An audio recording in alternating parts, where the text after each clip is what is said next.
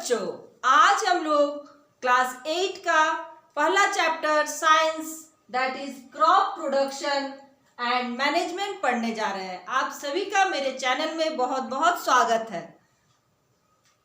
तो first chapter of class 8 science is crops production and management. Crops production and management, in this chapter we will study about amount of and best qualities crops. so हम लोग इस chapter में हम लोग ये पढ़ेंगे, ठीक है। तो हम लोग क्या जानते हैं, we all need food। हम सभी को क्या चाहिए, फूड चाहिए। why we all need food? we all need food for the various to do various works, to get energy, and these works are not only our physical works। ये works क्या होता है, हम लोग का बॉडी के अंदर जो प्रोसेसेस है, डाइजेशन और रेस्पिरेशन, ट्रांसपोर्टेशन, ये सभी काम के लिए हम लोगों को क्या चाहिए, एनर्जी चाहिए। To grow, to be well, we need food. हम लोग को फूड चाहिए। तो ये फूड जो हम लोग खाते हैं ये आता कहाँ से है, ये एक क्वेश्चन है। सभी फूड क्या है, एनर्जी का सोर्स है, but main source of energy जो है वो सन के पास है।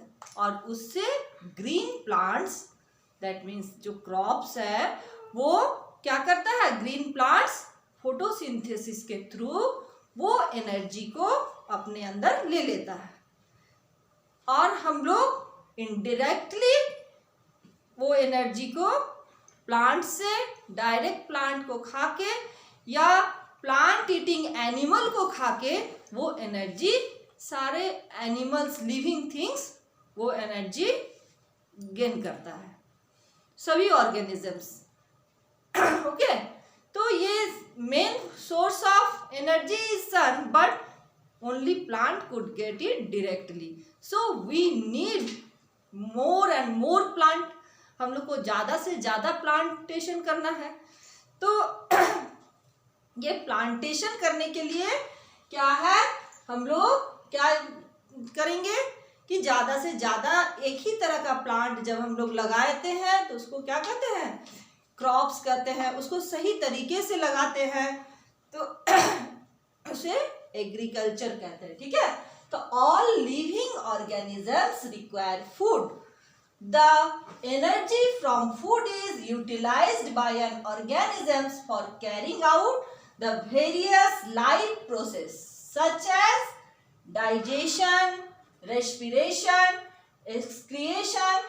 Okay, I have already told that we need food for performing various processes. Okay, which are the processes, digestion, खाना खाते हैं उसको डाइजेस्ट करना, उससे एनर्जी को निकालने के लिए।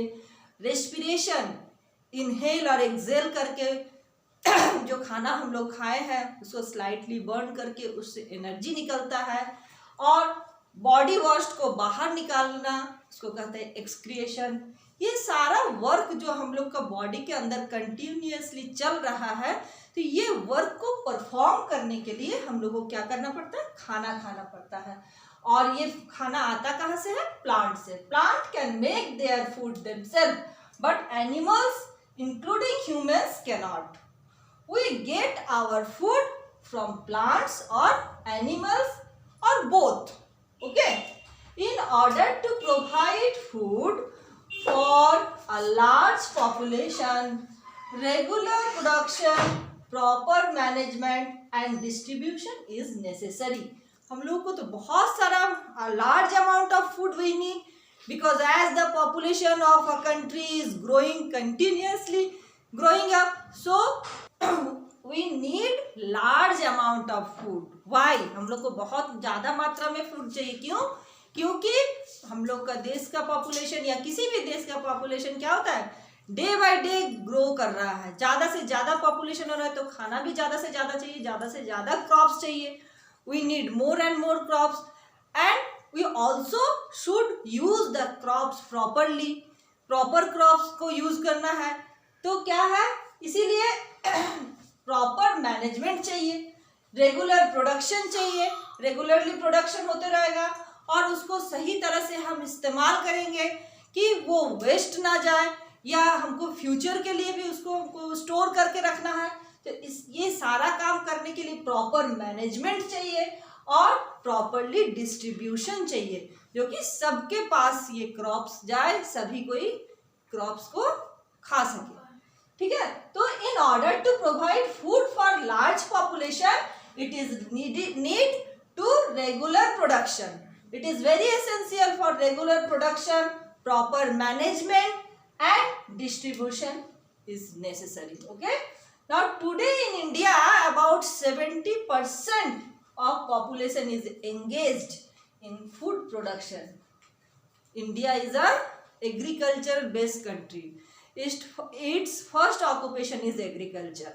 Maximum people of India involved in agriculture.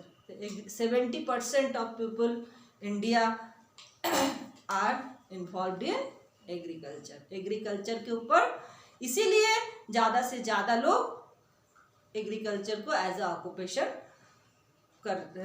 Occupation वो उसको ग्रहण करता है। ठीक है, तो एग्रीकल्चर क्या है? What is agriculture? Now agriculture, the word agriculture is derived from a Latin word that meaning field. The word agriculture derived from a Latin word, its meaning field. इसका मीनिंग क्या है? field. और culture means cultivation.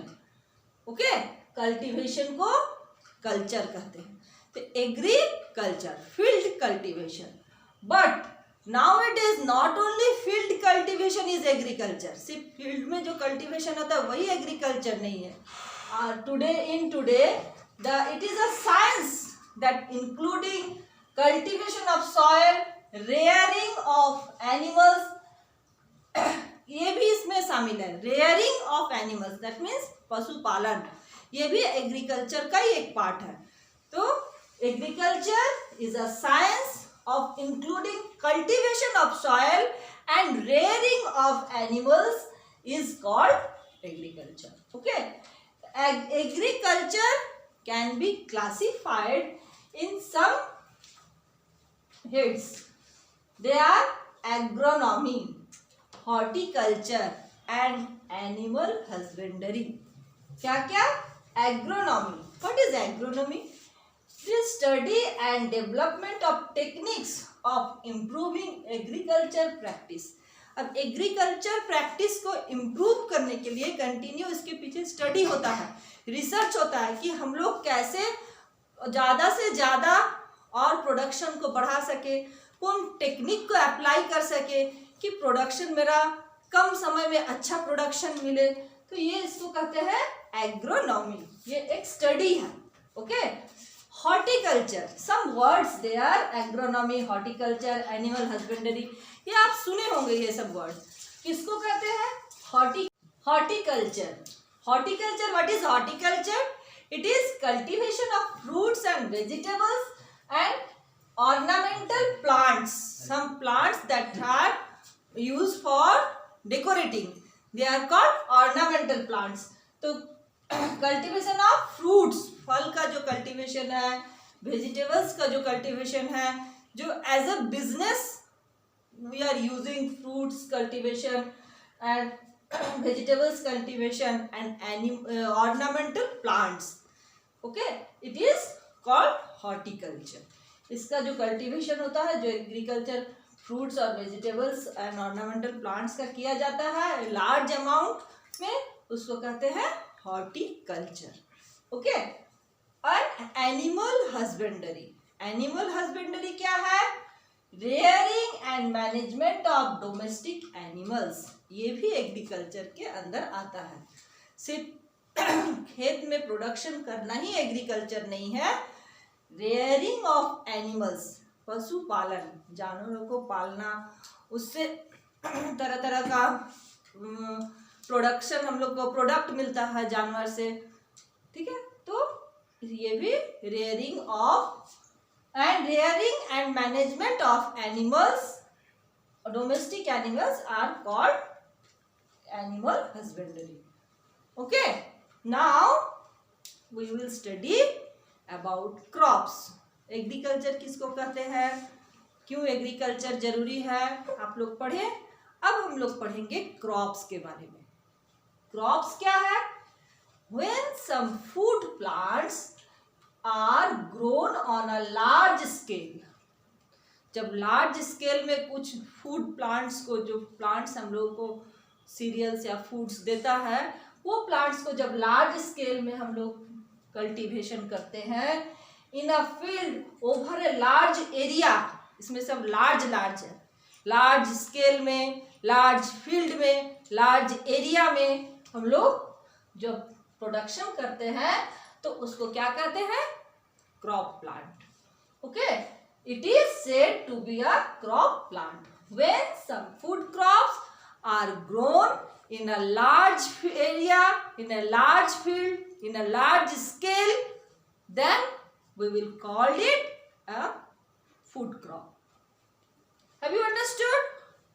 Now, classification of crops. Some types of crops you know about the word kharif crops and rabi crops. Mainly कब उपजाया जाता है उस basis पे अगर हम लोग क्रॉप्स को डिवाइड करते हैं तो दो तरह का क्रॉप्स मिलता है। क्या? खारिफ एंड रबी। खारिफ फसल कौन सा है? क्रॉप्स का हिंदी होता है फसल। तो खारिफ फसल कौन सा है? The crops which are grown in rainy season, जो रेनी सीजन में जो क्रॉप्स का बीज लगाया जाता है, प्लांटेशन किया जाता है, और that is जून टू सितंबर, जून से सितंबर का टाइम जो इंडिया में होता है वो क्या है? Rainy season. रेनी सीजन में जो क्रॉप लगाया जाता है उसे क्या कहते हैं? Kharif crops. For example pedi, cotton, मेज, सोयाबीन एंड ग्राउंड नट्स। धान लगाया जाता है, हम लोग जानते हैं बरसात आते आते धान लगाया जाता है। कॉटन का कल्टीवेशन स्टार्ट किया जाता है, बीज लगाया जाता है कॉटन का। कब? जून में, जून जुलाई, जब बरसात का सीजन आता है। और मेज, भुट्टा, सोयाबीन, ये सब कौन सा फसल है? खारिफ फसल। खारिफ फसल कब लगाया जाता है? When kharif crops were grown in the season of rainy, that is June to September. Okay, now rabi crops, rabi फसल। रबी फसल कौन कौन सा है? The crops which are grown in winter season. जब खारिफ कट जाता है, खारिफ कटता है विंटर में, तो रबी बोया जाता है। रबी फसल को विंटर सीजन में लगाया जाता है। ठीक है, तो the crops which are grown in winter season from October to March. Example including wheat, gram, peas, mustard, ये सब दाल, मटर, गेहूं, ये सब कब लगाया जाता है? विंटर सीजन में। तो ये सब को क्या बोलते हैं? रबी फसल। ओके, रबी क्रॉप्स। अब कुछ टाइप का क्रॉप्स हम लोग यहाँ पढ़ेंगे। मेनली उसको लगाने का टाइम के wise there are two types of crops according to the season. They are kharif and rabi. But some types of crops we will study here. They are cereal crops, rice, wheat, maize, barley. ये नाम के अनुसार हम लोग crops, कुछ crops है, type of crops है, जैसे धान, चावल, भुट्टा, बार्ली, रागी, ये सबको क्या बोलते हैं?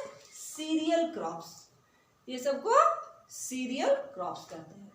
पल्सेस, पल्सेस किसको कहते हैं? दाल, बीन्स, ग्राम्स, बीन्स, पीज, मटर, ये जो दाना दाना वाला होता है इसको कहते हैं ग्राम्स, पीज, बीन्स, ये पल्सेस में आता है। मीन्स दाल जाती है फसल में। और ऑयल सीड, जिससे हम लोगों को क्या मिलता है? तेल मिलता है। Who are they? They are mustard, groundnut, sunflower, सरसों का खेती होता है, सरसों से हम लोग को तेल मिलता है। ग्राउंड नट दैट मीन्स बादाम, जो जमीन के नीचे होता है उससे, और सनफ्लावर से तेल मिलता है। तो ये सब क्या बोलते हैं, सब ऑयल सीड्स है। कौन टाइप का क्रॉप्स है, oil seeds. Root crops, root crops कौन है, जिस क्रॉप्स का रूट हम लोग खाते हैं वो रूट क्रॉप्स हो गया। जैसे स्वीट पोटैटो, पोटैटो खाते हैं, आलू, आलू एक्चुअली वो है क्या, उस प्लांट का रूट है वो। तो रूट क्रॉप्स कौन है, sweet potato. Okay, sugar crops, sugar cane, beetroot, ये सब कौन है, शुगर क्रॉप्स है। शुगर क्रॉप्स, इससे हम लोग को क्या मिलता है, शुगर मिलता है। तो शुगर केन दैट मीन्स कतारी जो हम लोग खाते हैं, और बीट रूट, ये सब को, इससे हम लोग को शुगर मिलता है। तो है शुगर क्रॉप्स। नाउ अब हम लोग पढ़ेंगे, टाइप्स ऑफ क्रॉप्स पढ़ लिए, अब क्रॉप्स प्रोडक्शन पढ़ेंगे। क्रॉप्स प्रोडक्शन में कितना स्टेप इन्वॉल्व है, कैसे क्रॉप्स को लगाया जाता है, किस तरह से वो प्रोडक्शन फिर ग्रो होता है, तो इसके बीच में कितना सारा स्टेप्स है वो हम लोग पढ़ेंगे। ठीक है, they are preparation, manuring, sowing, irrigation, crop protection, harvesting, storage and distribution. सिर्फ क्रॉप प्रोडक्शन ही नहीं, क्रॉप प्रोडक्शन एक वर्ड है जिसमें इतना सारा step, the steps involved in crop production, they are preparation of soil. First of all हम लोग सॉइल में क्या करते हैं, बीज को लगाते हैं, सीड्स को लगाते हैं। तो सीड्स कहाँ लगाते हैं, सॉइल को, सॉइल में। तो सॉइल को पहले प्रिपेयर करना पड़ता है हमको कि वो बीज सही से लगे, उसको सही से सन रेज मिले, वाटर मिले, हवा मिले, जो कि वो प्लांट सही से निकले समय पर। ठीक है, तो इसके लिए क्या क्या इसमें प्रोसेस इन्वॉल्व है, प्लाविंग एंड लेवलिंग। आगे हम लोग पढ़ेंगे। मैन्यूरिंग, मैन्यूरिंग उसमें खाद दिया जाता है। सोइंग, उसमें सीड डाला जाता है। फिर इरिगेशन, उसमें पानी पटाया जाता है। और फिर क्रॉप जब होने लगता है तो क्या होता है, उसको प्रोटेक्शन का जरूरत होता है, क्योंकि वो बर्बाद ना हो जाए, उसको कीड़ा ना खा जाए, वो सीजन के कारण उसमें खराबी ना आ जाए। तो क्रॉप्स को क्या चाहिए, समय प्रोटेक्शन चाहिए। अब प्रोटेक्शन होने के बाद क्रॉप बन गया, उसको काट दिया जाता है। फिर उसको काट समय पे, जब उसका समय कंप्लीट हो जाता है तो उसको कटिंग करने के बाद उसको प्लांट से क्रॉप को अलग करना, उसको कहते हैं हम लोग हार्वेस्टिंग। उसमें थ्रेशरिंग एंड विनोइंग दो प्रोसेस होता है, जिसके थ्रू हम लोग क्रॉप से, प्लांट से क्रॉप को अलग करते हैं। ठीक है, फिर जब क्रॉप हम लोग मिल जाता है तो क्या होता है, उसको प्रॉपरली स्टोरेज करना पड़ता है, नहीं तो वो बर्बाद हो जाएगा। ये साल भर उसको यूज करना है, बहुत सारा प्रोडक्शन होता है कि जस्ट उसी समय यूज कर दिया, ऐसा नहीं है। तो उसको स्टोरेज करके रखना पड़ता है। ठीक है, क्या क्या स्टेप्स है, preparation of soil, soil prepare किए, फिर सॉइल को फर्टिलाइज किए, मैन्यूरिंग किए, उसको खाद दिए कि अच्छा फसल हो, और फिर उसमें क्या करेंगे, सोइंग, बीज डाले। बीज डालने के बाद क्या हुआ, फिर हमको पानी पटाना पड़ता है, पानी डालेंगे, इरिगेशन करेंगे, तब जाके वो क्या होगा, प्लांट उससे निकलेगा। क्योंकि हम लोग जानते हैं एक सीड से प्लांट निकलने के लिए क्या क्या चाहिए, सन रेज चाहिए, वाटर चाहिए, सॉइल चाहिए। इसीलिए क्या होता है, वाटर दिए यहाँ पर, और फिर क्रॉप्स, प्लांट हुआ, आया, प्लांट में क्रॉप्स आया, तो क्रॉप्स को कीड़ा मकोड़ा से बचाने के लिए उसको क्या करना पड़ता है, पेस्ट कंट्रोल करना पड़ता है, वेडिंग करना पड़ता है, क्रॉप्स को प्रोटेक्ट किए। अब प्रोटेक्ट होने के बाद टाइम हो गया क्रॉप्स का कटने का, तो क्या करेंगे हम लोग, उसको हार्वेस्टिंग करेंगे। हार्वेस्टिंग करके क्रॉप्स को फील्ड से प्लांट सहित काट लिए। अब उस प्लांट में हम लोग देखे हैं धान कट्टी होता है, धान काट के पुआल में धान लगा हुआ है और खेत से ले आया जाता है, फिर उस धान को उस पुआल से या उसका प्लांट से क्या क्या अलग कर दिया जाता है, झाड़ के निकाला जाता है। तो ये जो प्रोसेस है इसको कहते हैं हार्वेस्टिंग।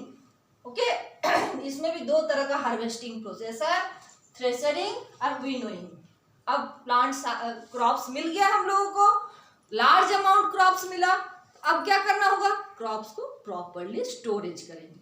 ठीक है, दीज आर द स्टेप्स। अब हम लोग एक एक स्टेप बाय स्टेप पढ़ेंगे, डिटेल में पढ़ेंगे। हम लोग तो स्टेप के बारे में जान गए शॉर्ट में, now we will study in detail about the steps.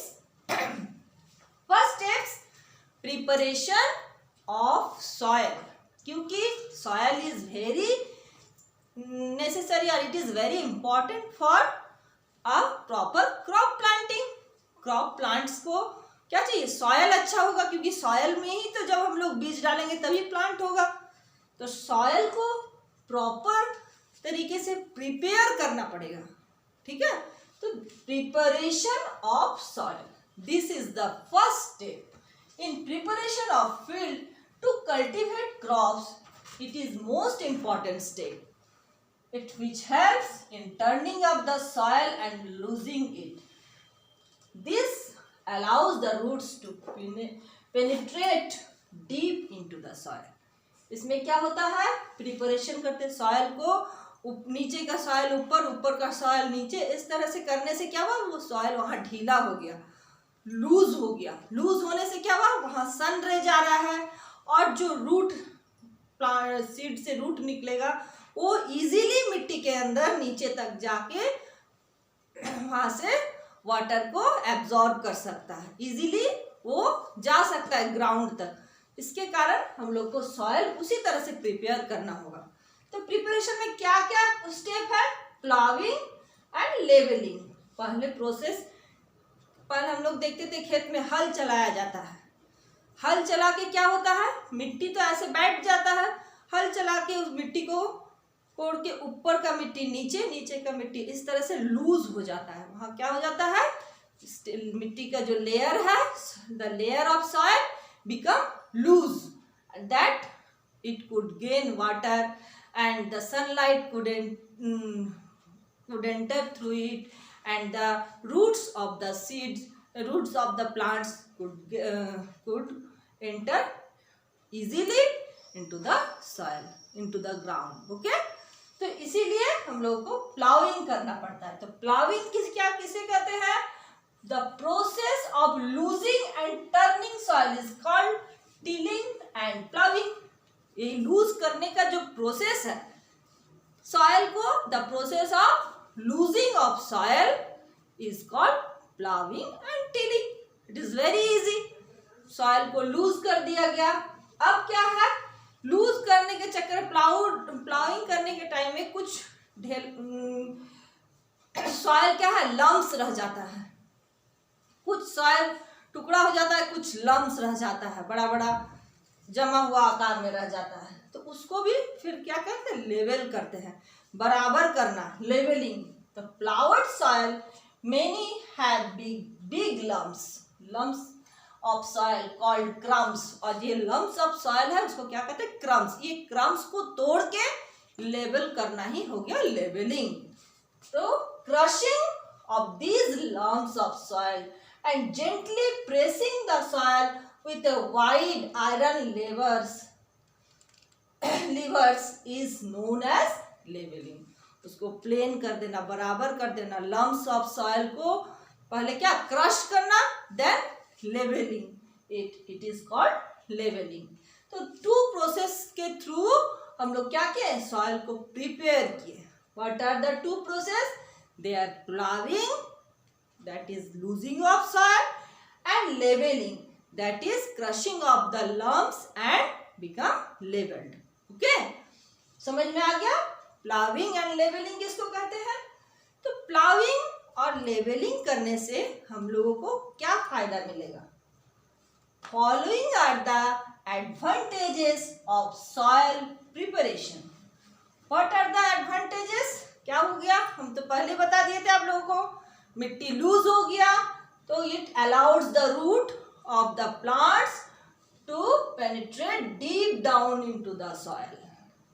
Loose होने से प्लांट्स का रूट वो क्या हो गया, वो डीप डाउन ग्राउंड का एकदम मिट्टी का नीचे तक इजीली वो जा सकता है. ठीक है. The loosened soil allows roots of plant to penetrate deep down into the soil. Allows the roots to breathe easily into the soil. और soil के अंदर हवा भी पास हो रहा है क्योंकि ये लूज हो चुका है प्लाविंग करने से, तो हवा जा रहा है तो उसको सॉइल को ब्रीथ करने के, वो भी ब्रीथ करता है, लिविंग थिंग है, तो ब्रीथ करने के लिए उसको एयर भी मिल रहा है क्योंकि एयर सॉइल के अंदर जा रहा है लूज करने के कारण. It allows the roots to breathe easily. The loosened soil helps in the growth of earthworms and microbes present in the soil, which in turn enhance plant growth. और क्या है, ये जो loosened soil होता है इसमें कुछ बैक्टीरिया और अर्थवर्म पनपता है. ठीक है. ये क्या होता है, ये क्या करता है, ये बैक्टीरिया प्लांट ग्रोथ में हेल्प करता है क्योंकि प्लांट जब आगे आप लोग पढ़िएगा ग्रोथ करने के लिए उसको नाइट्रोजन चाहिए और ये नाइट्रोजन एयर से प्लांट डायरेक्टली नहीं ले पाता है. ले पाता है कौन, ये बैक्टीरिया जो डायरेक्टली एयर से नाइट्रोजन को लेके अपने अंदर रखता है और वो प्लांट का रूट्स में रहता है. तो प्लांट उसी के पास से वाटर एब्जॉर्ब करता है जब, तो उसी के पास से उसको नाइट्रोजन भी मिल जाता है. ठीक है. तो earthworm is also the friend of the farmer. इसीलिए अर्थवर्म को फार्मर का फ्रेंड कहा जाता है. क्यों कहा जाता है, क्योंकि फार्मर को वो हेल्प कर रहा है प्लांट का ग्रोथ में. That's why the earthworm are the called the friend of the farmer. Okay. Now we will see here some equipments which are using in the time of plowing और leveling. मिट्टी का preparation में कौन कौन involve है, ploughing and levelling. तो ploughing and levelling के में यूज होने वाला कौन कौन सा इक्विपमेंट्स है हम लोग यहाँ देख रहे हैं. ठीक है. These are the hoes, plows. ये सब क्या है, आप लोग को हेल्प कर रहा है किसमें, ये these are the equipments who are used in the plowing and leveling. These equipments in this equipment we can see some traditional equipment और some drilling equipments. Traditional tools कौन कौन सा है, it is a funnel shaped tools where in the pipe pierces the soil and also bring about sowing of seeds.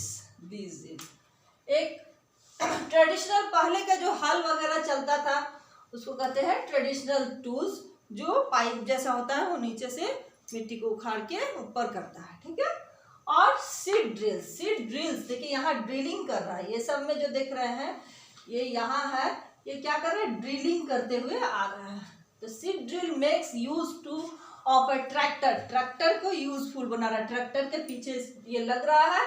The seeds are sown at an equal distance and depth from one another. और इससे क्या हो रहा है, equal distance में, ये दोनों के बीच में डिस्टेंस इक्वल है, तो सीड जब लगाया जाएगा इक्वल डिस्टेंस में कुटाई हो रहा है तो वो दो सीड के बीच में भी डिस्टेंस बना रहेगा. ठीक है. तो ये इसको कहते हैं seed drills. After sowing the seeds are covered again with soil. और उसके बाद जब हम लोग इसमें बीज लगा देते हैं, सोइंग कर देते हैं, फिर ये मिट्टी को फिर से लेवल कर दिया जाता है, बराबर कर दिया जाता है. तब ये गैप जो खुदाई वाला गैप वो नहीं रहता है, बट दो सीड के बीच में क्या हुआ, गैप रह गया. ठीक है. तो these are seed drills. Tradition which equipments are used, there tradition some traditional equipments like plough and seed drills like hoe and pick discs, they are used in the time of preparing soil. Now अब तो soil prepare हो गया. Soil prepare होने के बाद क्या है, हम लोग क्या करेंगे, सॉयल खुदाई हो गया, प्रिपेयर में अभी क्या हुआ, उसको प्लाविंग हुआ, लेवलिंग हुआ। अब उसमें जब हम बीज डालेंगे तो क्या होगा, बीज डालने से पहले उसमें कुछ फर्टिलाइजर डाल दिया जाता है, कुछ मैन्योर्स डाल दिया जाता है, जो कि वो क्या करता है, प्लांट को अच्छा प्रोडक्शन, बीज जब उससे प्लांट आएगा तो प्रोडक्शन अच्छा होगा, इसलिए फर्टिलाइजर का यूज होता है, मैन्योर का यूज होता है। ठीक है, fertilisers, these are the nutrients that are added to soil. क्या हो रहा है, सॉइल में न्यूट्रिएंट्स है, ये किसका न्यूट्रिएंट्स है, प्लांट का, जब प्लांट का ग्रोथ में हेल्प करेगा, तो इसीलिए पहले मिट्टी में मिला दिया जाता है क्या, फर्टिलाइजर्स, ये न्यूट्रिएंट्स है, added to increase crop yield and promote healthy plant growth. और हेल्दी प्लांट होगा क्योंकि अच्छा न्यूट्रिएंट्स डाला जा रहा है, तो प्लांट भी होगा तो हेल्दी होगा। These are chemical substance, fertiliser, manure भी इसीलिए डाला जाता है क्योंकि हेल्दी प्लांट हो, ये भी न्यूट्रिएंट्स है। बट डिफरेंस क्या है मैन्योरिंग और फर्टिलाइजर में, manure are make from organic matters और fertilisers are chemical matters. Fertiliser क्या है, these are chemical substance made in factories. Manuring क्या है, the process in which farmers add manure to soil so as to replenish it nutrients quality is called manuring. Manuring is an organic manure is an organic substance जो जीव से आया हुआ substance है, जैसे गोबर का खाद बनता है, पत्ता ये सब को सड़ा के खाद बना दिया जाता है। और क्या है, इसके अलावा भी हम लोग का जो ह्यूमन वेस्ट है उससे भी खाद बनाया जाता है, उसको भी प्रिपेयर, उसको तरह तरह से स्टेप बाय स्टेप प्रिपरेशन करके उससे भी खाद बनाया जाता है। जो प्लांट वेस्ट है जैसे पुआल है, धान कटने के बाद ये सब सड़ा के भी पत्ता है प्लांट का, इस सब से भी क्या होता है, मैन्योर बनाया जाता है। तो इसमें कोई केमिकल्स नहीं रहता है मैन्योर में। It is also nutrient for the plants and fertiliser is also nutrient for the plants, but difference is that fertiliser is chemical nutrients which make in factories and manure is an organic nutrient substance which obtained by decomposing of plants and animals washed by microorganisms. Micro organism के through, bacteria के through decomposed किया जाता है animal vast को, जैसे गोबर है, human waste है, ये सभी को क्या डिकम्पोज्ड किया जाता है बैक्टीरिया के थ्रू उसको, और फिर खाद बनाया जाता है। ठीक है, तो ये माइक्रो ऑर्गेनिज्म है, बैक्टीरिया ये सब माइक्रो ऑर्गेनिज्म कहा जाता है इन लोगों को, इसके थ्रू मैन्योर प्रोसेसिंग होता है। तो अब क्रॉप रोटेशन क्या है, it is a method of replacing the soil bye growing different crops alternatively on the same land. Same land में, एक लैंड में अभी धान लगाया गया है जो है खरीफ, फिर धान जब कटेगा अक्टूबर नवंबर में, तब फिर कौन लगा दिया जाएगा, गेहूं लगा दिया जाएगा, तो ये कौन आ जाएगा, रबी। तो इस तरह से क्या है, रोटेट होते रहता है, एक लगाया जाता है, वो बचता है, फिर ग्रो करता है, फिर उसको काट दिया जाता है। तो क्या है, इससे मिट्टी का न्यूट्रिएंट्स तो खत्म होते जा रहा है ना, तो उसको बरकरार रखने के लिए क्या किया जाता है, फर्टिलाइजर एंड मैन्यूरिंग किया जाता है कि मिट्टी का न्यूट्रिएंट बरकरार रहे और प्लांट्स अच्छा ग्रोथ करते रहे। ठीक है,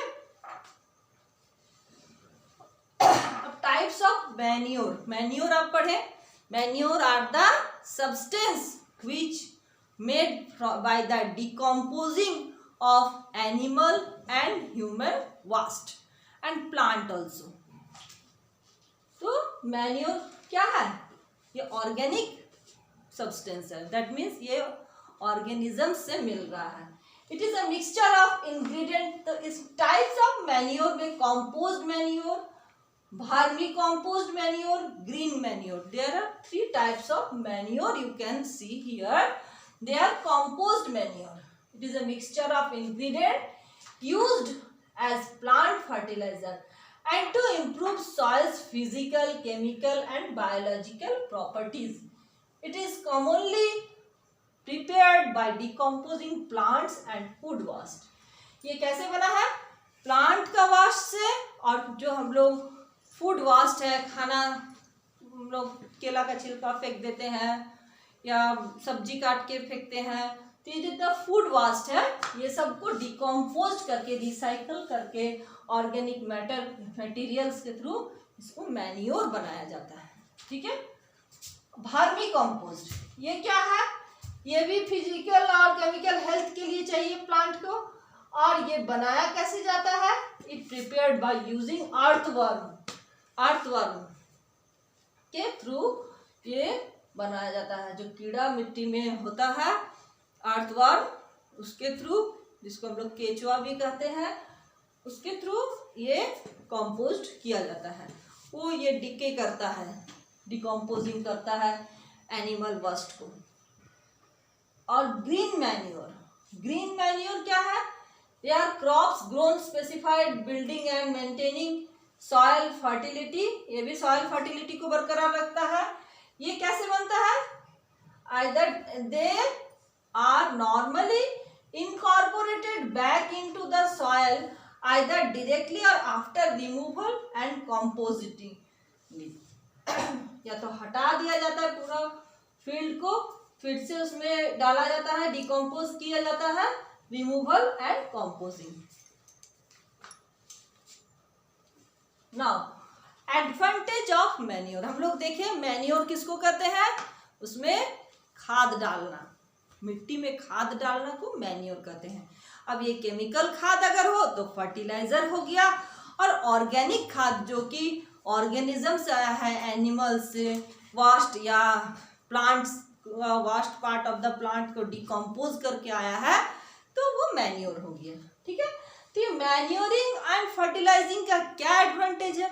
हम लोग पढ़े कि मैन्योर किया ही जाता है इसलिए क्योंकि प्लांट को न्यूट्रिएंट्स मिले, अच्छा न्यूट्रिएंट्स मिले, खाद मिलेगा तो प्लांट अच्छा ग्रोथ करेगा। इम्प्रूव सॉइल फर्टिलिटी, मिट्टी का क्वालिटी का क्या होता है? एक प्लांट लगाए, वो मिट्टी का सारा खाद को खा गया। अब तो नेक्स्ट सीजन में जब प्लांट लगाएंगे तो वो मिट्टी क्या है? उसमें तो फर्टिलाइजर है नहीं, it has no fertility, then we have to maintain its fertility by using fertiliser and manure. इसीलिए मैन्योर और फर्टिलाइजर का यूज किया जाता है कि हर बार इसका फर्टिलिटी इंप्रूव करते रहे। कॉस्ट इफेक्टिव और रिड्यूस, कॉस्ट इफेक्टिव, कम समय में ज़्यादा प्रोडक्शन देगा, तो हम लोगों को कम कॉस्ट में ज़्यादा फसल मिलेगा। और क्या है? Reduce soil erosion and leaching, और सॉइल इरोशन से बचाता है फर्टिलाइजर, और लीचिंग से भी ये बचाता है। Improves the physical properties of the soil and aerates the soil. Soil का प्रॉपर्टी, मेन बात यही है कि सॉइल का प्रॉपर्टी को अच्छा करता है, तो प्लांट को खाद मिलता है, प्लांट को खाना मिलता है, न्यूट्रिएंट्स मिलता है, प्लांट कम समय में अच्छा प्लांट ग्रोथ करता है, ज़्यादा से ज़्यादा फसल देता है, जो कॉस्ट इफेक्टिव होता है। It can be transported easily और improve the water and nutrients holding capacity. और ये मैन्योर जाके क्या करता है? मिट्टी के पानी को पकड़ के रखने का कैपेसिटी भी बढ़ाता है। Water holding, it increase water holding capacity. कौन इंक्रीज कर रहा है? ये manures and fertiliser. Okay,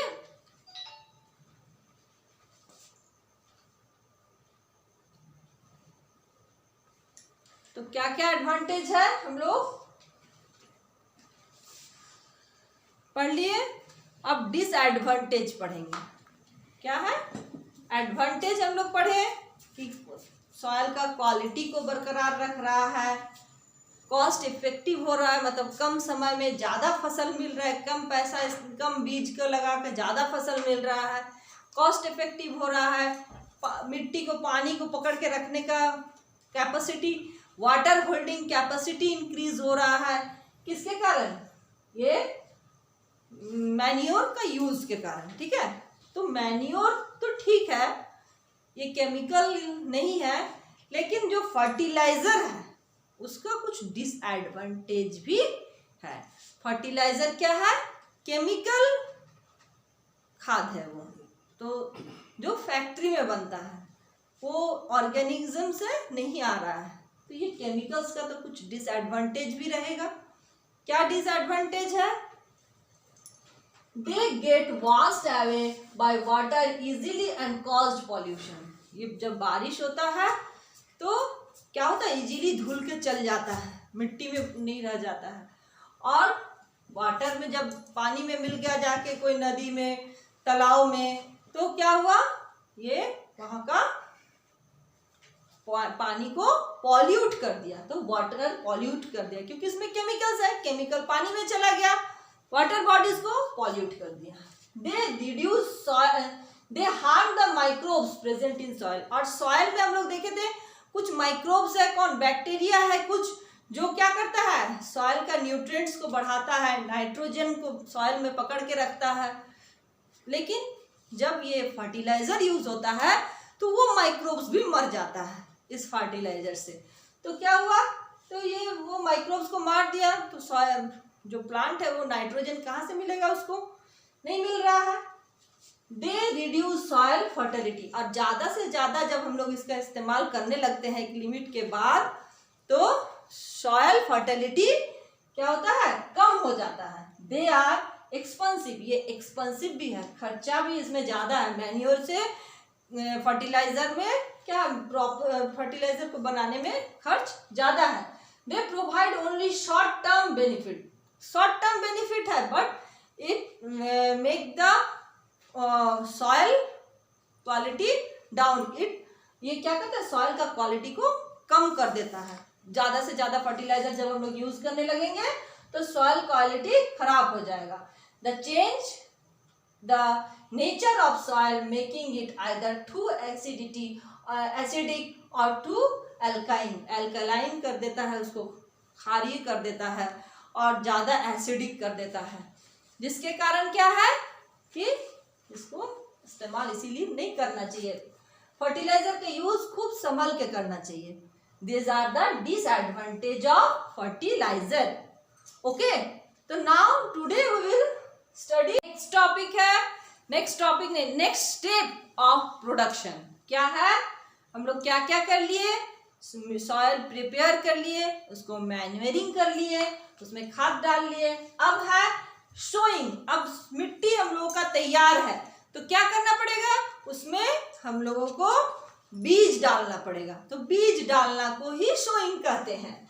sowing is the process of planting seeds into the soil. During this agricultural process proper precautions should be taken. बीज डालना सुनने से बड़ा इजी लग रहा है, लेकिन इसमें हम लोगों को क्या करना पड़ेगा, we should take some precautions, prepare proper precautions should be taken including the appropriate depth। appropriate depth तक वो बीज जाना चाहिए, ऊपर ऊपर नहीं रह जाना चाहिए। गहराई, जिसको जितना गहराई तक उस बीज को जाना जरूरी है, उतना गहराई तक वो जाए। appropriate depth, proper distance, एक बीज और दूसरे बीज के बीच में, क्योंकि एक बीज बड़ा प्लांट, वो भी प्लांट होगा, ये भी प्लांट होगा, दोनों प्लांट के बीच में अगर गैप नहीं रहेगा, दोनों सटा हुआ रहेगा, तो दोनों का ग्रोथ सही नहीं होगा। इसीलिए क्या है कि दोनों के बीच में प्रॉपर डिस्टेंस भी चाहिए, maintain, it should maintain proper distance and soil should be clean, healthy and free from disease. और सॉइल भी रहना है, क्लीन रहना है, हेल्दी रहना है। सॉइल में कुछ ऐसा कीड़ा ना रह जाए कि वो प्लांट को, बीज को खा जाए या बीज को हानि पहुंचाए। इसीलिए it should be free from disease and other pathogens including fungus. Okay, तो सॉयल भी नीट एंड क्लीन होना चाहिए, बीज भी प्रॉपर डेप्थ तक जाना चाहिए, और क्या है, दोनों बीज के बीच में डिस्टेंस रहना चाहिए। ये सब को मेंटेन करते हुए हम लोगों को बीज जब लगाते हैं उसको क्या कहते हैं, सोइंग कहते हैं।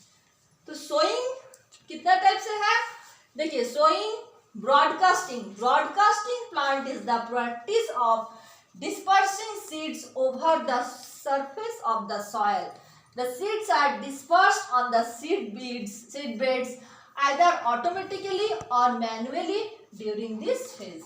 Broadcasting क्या है कि सीड्स को उसमें उतना ध्यान देके दो सीड के बीच का गैप नहीं, क्योंकि वो एक सीड बेड तैयार किया जा रहा है, फिर वहां पर से जब प्लांट होगा तो उसको उठा के मेन फील्ड में लगाया जाएगा। ठीक है, तो इसीलिए ब्रॉडकास्टिंग में सिर्फ सीड को फेंक देना है, गिराना ही, स्प्रेड करना ही होता है।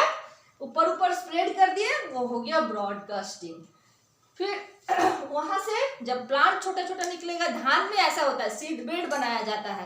धान में क्या है, जहाँ फील्ड है, इरिगेशन हुआ है, उस फील्ड में बीज हम लोग छींट दिए, छोटा छोटा समय आने पे छोटा छोटा प्लांट हुआ, वो प्लांट को वहां से उठा के फिर लगाया जाता है फील्ड में, दूर दूर में उसको बोया जाता है।